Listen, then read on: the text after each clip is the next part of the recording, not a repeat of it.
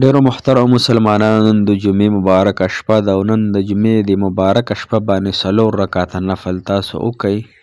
او کم نفل دی محترمو چې کم ډیر زیات بهترین نفل دی، ډیر زیات طاقتور نفل دی، ډیر زیات هغه ګناهونو لره معاف کوونکي نفل دی، ډیر زیات د الله تعالی په دربار کې قبول کړی شوي نفل دی او اسان ترین نفل دی. هغې ته صلات تسبیح مونځ وایي. محترمو تاسو به شاید مخکې چرته کړي هم وي، خو زه درته په اسان ترینه طریقې سره د انشاءالله اسانې طریقې سره د زه ښیم دا نفل.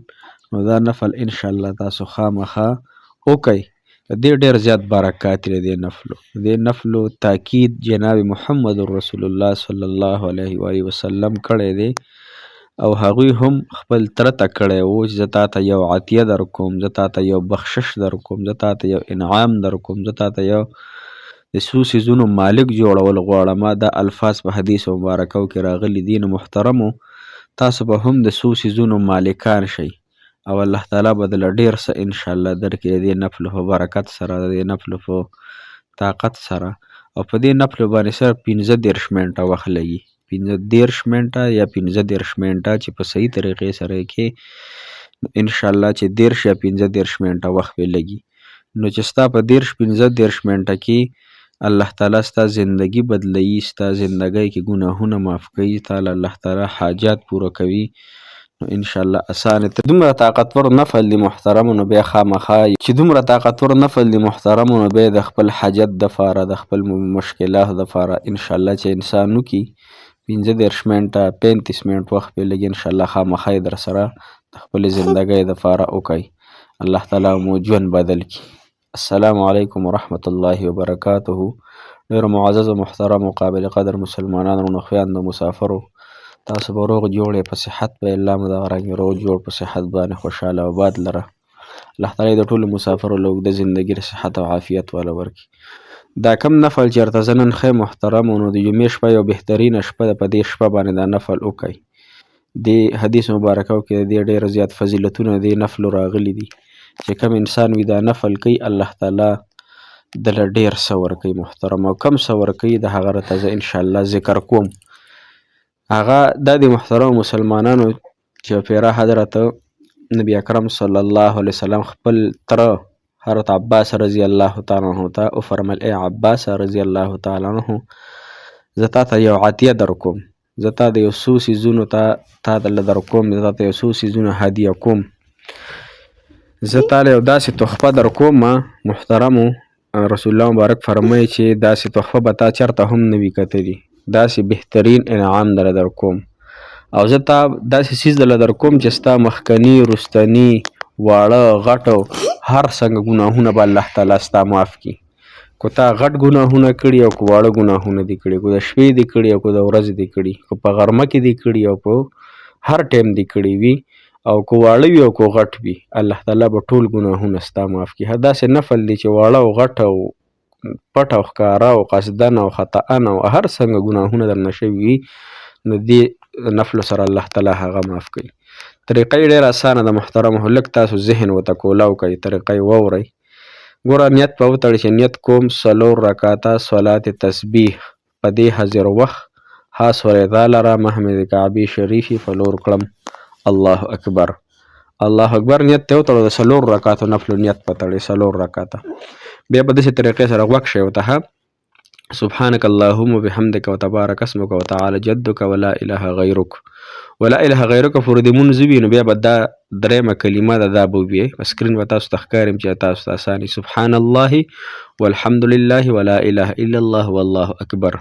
دا 15 پیرې د ګوتو په بندونو یا د ګوتو په ذریعه باندې شمارې په تسبو نه چې تا ته پته لګي.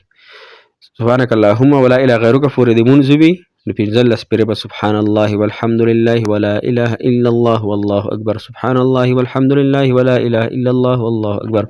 دا 15 پیرې وي. بیا به الحمد شروع کړئ. الحمد لله رب العالمین الرحمن الرحیم مالک یوم الدین ایاک نعبد وایاک نستعین اهدنا الصراط المستقیم صراط الذین انعمت علیهم غیر المغضوب علیهم ولا الضالین آمین. قل هو الله احد الله الصمد لم یلد ولم یولد ولم یکن له کفوا احد. کفوا احد پورې د مونځ وي، نو رکوع ته به نه ښکته کېږي. بیا به 10 پیرې په ولاړه باندې سبحان الله والحمد لله ولا اله الا الله والله اکبر دا به لس پیرې وي. صحیح شوه. چې دا د لس پیرې وي نو بیا به رکوع ته ښکته شي. رکوع ته ښکته شي سبحان ربي الاعلى سبحان ربي العظیم سبحان ربي العظیم سبحان ربي العظیم سبحان ربي العظیم نه پس بیا لس پیرې په ګوتو باندې وي. صحیح شوه. بیا سمع الله لمن حمد ربنا لك الحمد چې دا دی وي بیا په سمع الله لمن حمد ربنا لك الحمد نه پس بیا لس پیرې سبحان الله والحمد لله ولا اله الا الله والله اکبر دا به لس پیرې وي. بیا به لاړ شي سجدې ته. سجدې کې سبحان ربي الاعلى سبحان ربي الاعلى سبحان ربي الاعلى دې دا پس په بیا لس پیرې په سجده کې وي. لومبۍ سجده کې سبحان الله والحمد لله ولا اله الا الله والله اکبر لس پیرې. دا درېیمه کلمه ده اسانه. بیا چې سجدې نه راپاسېدې نو دوه سجدو منځ کې چې کومه ناست دی هغې کې بیا لس پیرې وي سبحان الله والحمد لله ولا اله الا الله والله اکبر. بیا چې سجدې ته لاړ شي سجدې کې به سبحان ربي الاعلى نه پس درې پیرې سبحان ربي الاعلى وي. بیا نه پس په سبحان الله والحمد لله ولا اله الا الله والله اکبر دا به بیا لس پیرې وي. بیا چې څنګه ډایرکټ دویم رکعت ته پاسې که نه نو سبحانک اللهم به نه وي ها. بیا به مخې سره لومبی به شروع کې د الحمد نه مخکې سبحان الله والحمد لله ولا اله الا الله والله اکبر پنځه لس پیرې به وي. بیا به سورت فاتحه شروع کې الحمد لله رب العالمین نه ور تر ولا الضالین. بیا به سورت اخلاص وي قل هو به وي قل هو نه پس بیا لس پیرې وي. صحیح شوه. بیا چې لس پیرې دي بیا به رکوع ته لاړ شي سبحان ربي العظیم نه پس بیا لس پیرې وي.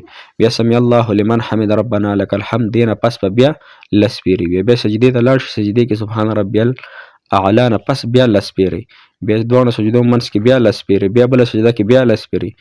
بیا چې کله په دې دویم رکعت باندې تاسو تحیه باندې کړئ دې کې به نه وایئ ښه. دې کې به تحیه نه شروع کړئ عبده رسول پورې لمونځ وي به ډایرکټ پاسې دریم رکعت ته.